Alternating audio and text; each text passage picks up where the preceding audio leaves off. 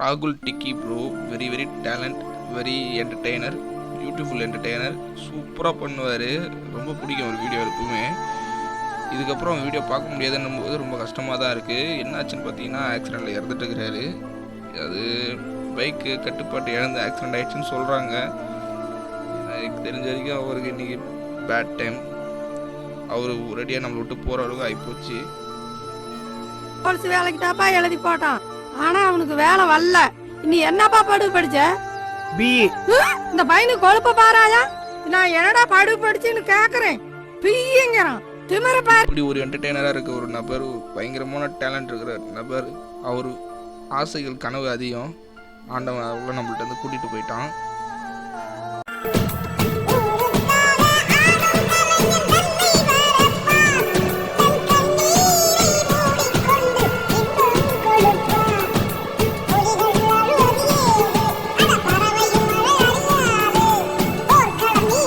தான் வீடியோ எல்லாரும் பார்க்குறாங்க, இந்த அளவுக்கு நம்ம வளர்ந்து வந்திருக்கோம், மொதப்படி வச்சுட்டோம், இன்னும் மேலே போகணும். ஒரு ஆக்டராக தான் ஆசை.